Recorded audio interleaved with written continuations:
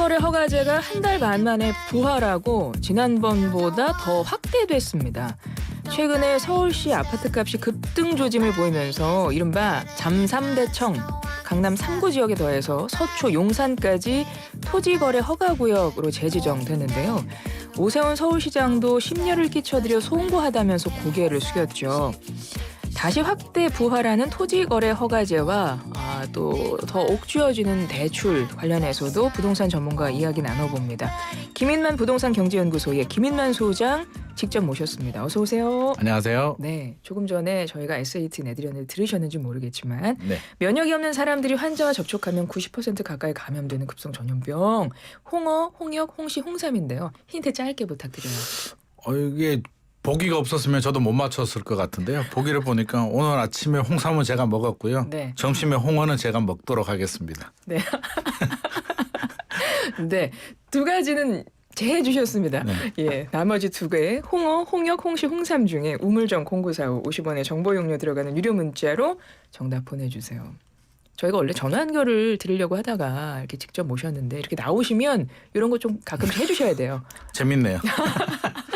다음에 설마 틀리는 분 없겠죠? 예, 우리 소장민 덕분에 100% 정답률 나올 것 같습니다.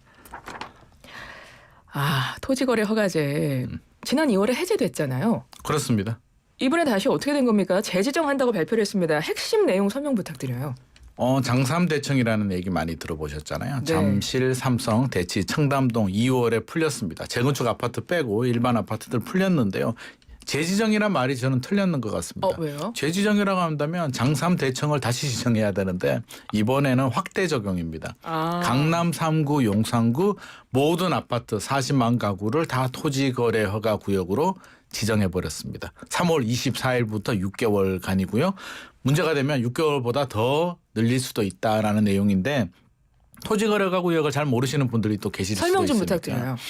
우리가 집을 사게 되면 내가 입주할 수도 있고 또 전세를 끼고 살 수도 있잖아요. 네. 전세를 끼는 걸 원천 차단합니다. 집을 사게 되면 내가 반드시 입주를 해서 2년 이상 거주를 해야 되고요. 만약에 내가 집이 있을 수도 있잖아요. 네. 1주택이 있다라고 한다면 처분 조건입니다. 1년 내에 기존 집을 반드시 팔아야 된다.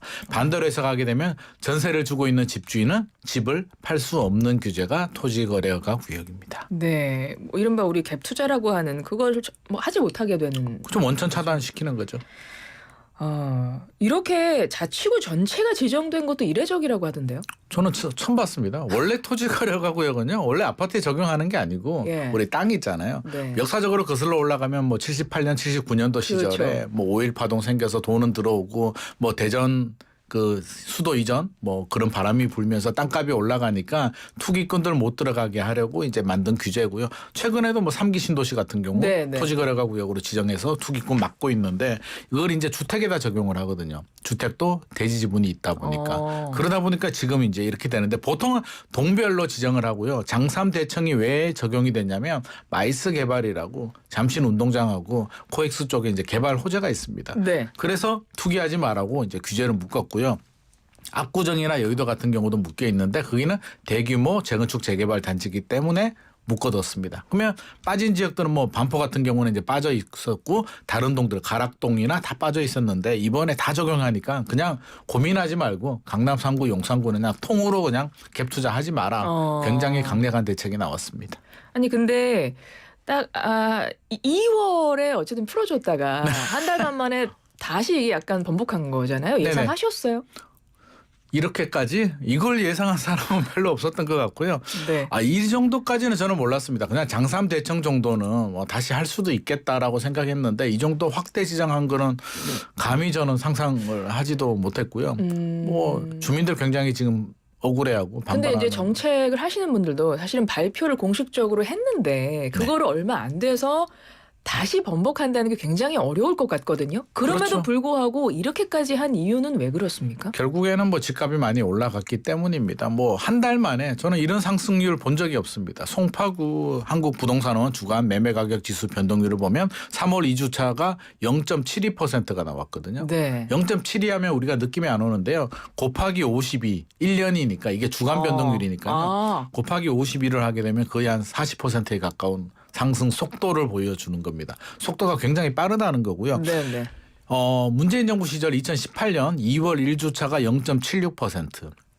7년 1개월 만인데 문재인 정부 시절은 1년에 걸쳐서 올라갔고요. 네. 이번에는 한 달 만에 롤러코스터로 올라갔기 때문에 깜짝 놀라게 되는데 많은 분들이 아니 그러면 진작에 빨리 하지 왜 또 네. 한 달이나 시간을 골든타임을 놓쳤느냐라는 네. 비판의 목소리가 나오는데 왜 그런 현상이 발생하냐면 실거래 가격은 늦게 집계가 되거든요. 계약하고 30일 이내 신고하게 되고 국토부에서 집계해서 올리는데 또 시간이 필요합니다. 그러면 서울시 입장에서 아마 제가 뭐 본의 아니게 뭐 서울시 입장을 좀 대변을 하자면 네. 부동산원 통계를 보게 되면 이제 높은 상승률이 보이는데 실거래 가격 지수를 보게 되면 2주 전만 하더라도 통계에 안 잡혔거든요. 이거는 호가는 올랐는데 실제 거래가 안 됐다라고 아마 판단을 한 것 같습니다. 근데 지난주부터 통계가 잡혔거든요. 실거래 시간차가 가격이 있군요. 실거래 가격이 끙충 올랐죠. 저는 왜 이런 문제가 발생하냐면 현장 좀 가봤어요. 현장을 안 가봐서 현장의 목소리를 좀 들었으면은 현장 분위기는 호가를 올리고 집주인들이 매물 회수하고 계약하려면 계좌번호 따려고 줄 서야 되는 상황인데 책상에만 앉아 있으면 이게 거래가 안 되네. 그냥 호가만 올랐네. 이런 판단 미스를 한 것 같습니다. 근데 당시 해제할 당시에도 지난 2월에도 집값 상승 우려된다 이런 우려 당연히 있었고 당연히 그거 감안해서 어느 정도 오를 거 예상하고 그래도 그 뒤의 상황이 나아질 거라고 생각하고 아마 풀었을 거 아니에요. 당연히 예상을 했겠죠. 뭐 저도 토지거래가 구역을 풀어서 또 이 정도 난리가 나리라고는 또 예상을 못했습니다. 근데 왜 이 정도로 심각하게 갑자기 올랐을까요? 여러 가지 이유가 있는데요. 뭐 예를 들자면 우리 라이터 불을 딱 켜면 라이터 불을 켰다고 산불이 나지 않잖아요. 네. 여러 가지 이유들 있잖아요. 바닥에 낙엽도 있고 그렇죠. 바람도 많이 불고 날씨도 건조하고 또 뭐 약간 또 기름도 좀 뿌려져 있고 이러면 이제 금방 불이 붙는데 토지거래가 구역 하나만 본다면 전세 끼고 못 사는 거지 내가 입주하면 살 수가 있거든요. 네. 그러니까 못 사게 하는 규제가 아니라 불편하게 하는 규제이기 때문에 사유재산 침해 논란도 있었고요. 내 집인데 내가 왜 전세 낀 집을 못 팔어라는 비판의 목소리.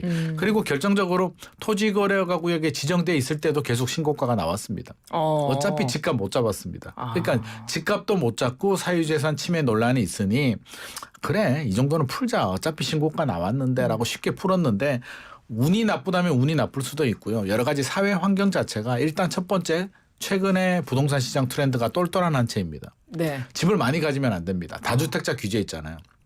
5억짜리 세 채 가지신 분보다 20억 아파트 한 채 가지신 분이 세금을 적게 낼 수도 있습니다. 그러면 우리는 다 판단하죠. 한 채만 가져야겠다. 그렇죠. 그러면 수도권이나 지방에서도 이제 한 그 채를 똘똘한 걸 가지는데 찾아야 되죠. 똘똘한 게 이제 서울, 그러니까요. 강남밖에 없고요. 지방은 미분양도 넘치는데 또 사회 현상이 또 어떤 게 있냐면 최근에 불경기잖아요. 네. 저성장에 뭐 경기 침체에 정치 상황도 어지럽고 여러 가지 복잡하니까 불안하니까 가장 확실한 답을 찾죠. 그게 어딥니까? 역시 또 서울, 강남 또 지방은 요즘 소멸 위기 얘기 나오잖아요. 얼마 전에 영국 파이낸셜 타임즈에서 뭐 부산 뭐 소멸 위기다 뭐 이렇게 나오는데 영국도 요즘 좀 할 일이 없는지 왜 부산까지 분석하는지는 잘 모르겠습니다만 아무튼 안 좋아요. 그러면 지방에 계시는 자산가들 예를 들어서 부산 해운대 대구 수성구에 사시는 돈 좀 있는 분들이 어떤 생각을 할까요? 옛날 같으면 우리 동네에 하나 더 사든지 땅을 사든지 건물을 사는데 이제는 아니죠. 있는 건물을 팔고 있는 땅을 팔고 있는 집을 팔고 서울 강남으로 올라옵니다. 그래서 갭 투자가 늘어나는 거고요. 외지인 투자 비중이 늘어납니다. 서울시에서 뒤늦게 깨닫고 부랴부랴 불을 꺼야 되는데 이게 한 달 만에 뒤집어 버렸기 때문에 여러 가지 반발도 생기고 결국에는 아니한만 못했던 결과가 나온 것 같습니다. 그러니까 지금 현장에서의 상황은 모든 게 집값이 상승될 모든 요인들이 지금 복합적으로 거기 뭉쳐 있는 상태인데 토지거래 허가까지 풀어버리니까 그렇죠. 또 내년에 입주 물량도 엄청났던 거네요. 서울은 또 2026년부터 입주 물량 많이 줄어들고요. 기준금리도 내려가고 있죠. 모든 요인들이 그러니까 라이터만 보지 말고 밑에 뭐가 있는지 바람이 얼마나 부는지를 좀 살폈어야 되는데 좀 아쉬운 대목입니다. 그렇군요. 그렇다면 이번에 다시 한번 이제 규제를 이제 하기로 했잖아요. 네. 그러면 이번엔 통할까요? 통하면 참 좋을 것 같은데요. 네. 현실적으로 이제 거래량은 줄어들 것 같습니다. 3월 24일 계약분부터 적용이 되죠. 네. 그러면 지금 아마 오늘 또 현장은 굉장히 좀 혼란스러운 상황일 것 같은데요. 집주인들 전세 세입자가 있는 집주인들 마음은 어떻겠습니까? 엊그제까지만 하더라도 나는 안 팔어. 좀 더 기다려 볼 거야라는 마음인데 이제 네. 시간이 3월 24일 이전에 계약을 해야 되기 때문에 1억 2억 내릴 테니까 빨리 팔아야겠다라고 하는데 3월 24일 지나면 어떻게 될까요?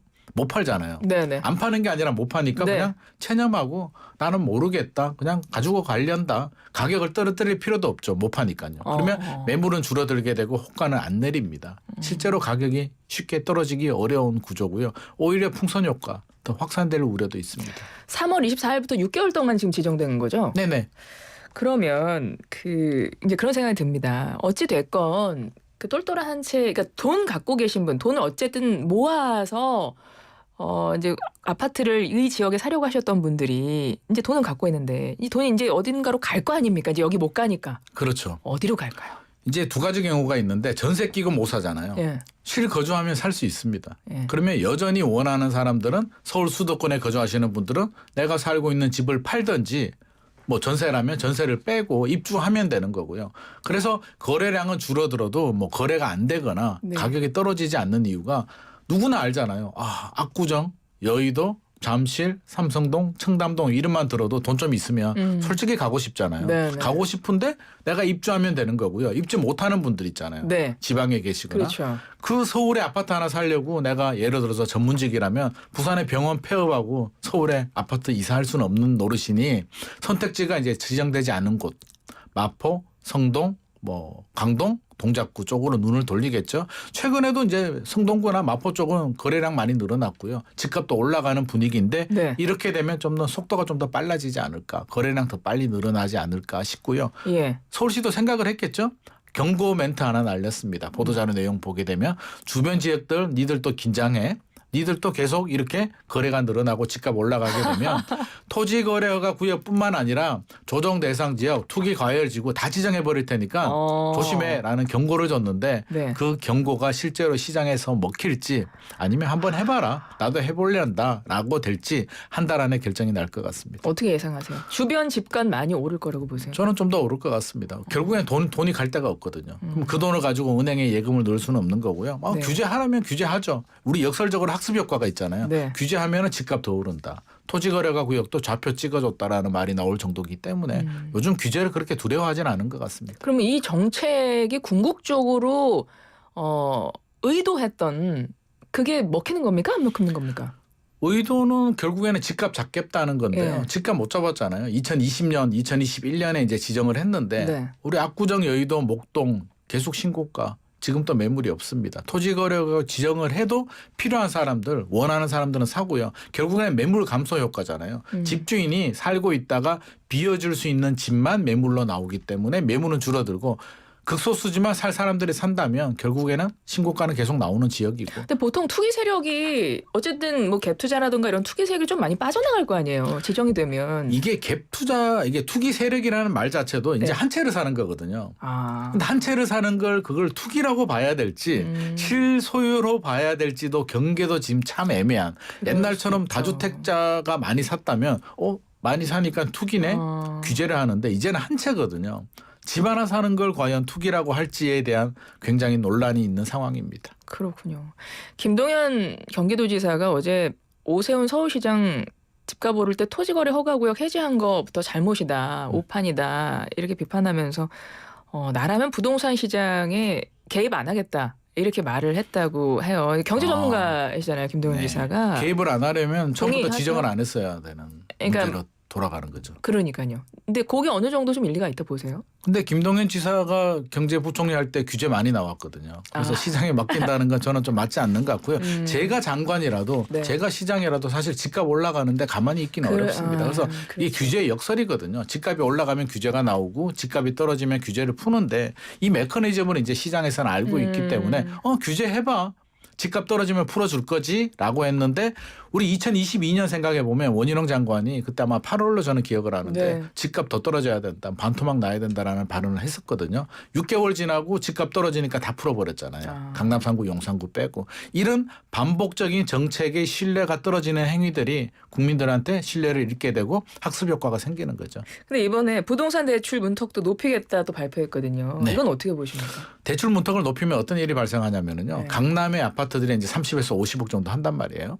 전세 끼고 사도 현금 20억에서 30억 정도는 투입이 되는데 전세가 있으면 대출이 안 나오거든요. 네. 그럼 자기 자본이 있는 사람들이고요. 대출 규제에 치명적으로 영향을 받는 분들은 그 외 지역들, 외곽으로 갈수록 예를 들어서 노도강 같은 경우는 대출이 나오지 않으면 집을 살 수가 없는 소득 수준 구조를 보게 되면 결국 외곽 지역이나 지방이나 더 타격을 받을 수밖에 없기 때문에 이것도 또 다른 규제의 역설이라고 보여집니다. 작년 9월에도 대출 규제 했잖아요. 강화했잖아요. 은행 잔금 문턱을 높였는데 강남 3구는 집값 계속 올라가고 반대로 외곽 지역들은 집값이 떨어지는 부작용들이 나왔기 때문에 이번 대출 규제도 할 수밖에 없겠으나 역시 똘똘한 한 채로 지목이 된 곳 강남 3구를 잡기에는 역부족 아닌가 싶습니다. 그러니까 초점이 거기에 맞춰져 있어서 그렇긴 한데 문제는 실수요자들이 문제인 것 같거든요. 그러니까 네. 대출이 막히면 그 전월세도 오르지 않을까. 전월세도 올라갈 가능성이 높죠. 토지거래가구역 지정되게 되면 전세 주고 못 들어가니까 내가 입주하잖아요. 전세 물건 또 줍니다. 그래서 네. 이런 부작용들이 지금 계속 반복이 되고 있는 상황이고요. 저는 개인적으로는 이제 우리 강남 3구 좀 쳐다보지 말자. 통계에서도 저는 좀 뺐으면 좋겠어요. 강남 3구 때문에 서울 통계가 올라가거든요. 그래서 내버려 두고 강남 3구가 아닌 통계, 정책도 강남 3구가 아닌 지역으로 좀 포커싱을 맞추면 좀 안정을 찾지 않을까 싶기도 합니다. 20초 남았는데요. 소장님, 서울과 수도권 부동산 가격 안정화하려면 어떤 정책 필요할까요? 한 말씀 똘똘한 한 채 부탁드려요. 현상은 좀 없애야 될 것 같고요. 다주택자 규제가 역설적으로 똘똘한 한 채를 만드는 거고요. 제일 중요한 거는 지방 경쟁력을 좀 살려야 됩니다. 너무 사람과 돈이 서울로 들어오기 때문에 지방의 양질의 일자리 만들고요. 좋은 교육 환경, 주거 환경 만들어줘서 서울 안 와도 잘 살 수 있게 우리나라를 좀 만들어주는 게 가장 중요할 것 같습니다. 알겠습니다. 지금까지 김인만 부동산경제연구소 김인만 소장이었습니다. 고맙습니다. 감사합니다. 안녕하세요. 최하정이에요. 이번에 파리바게뜨에서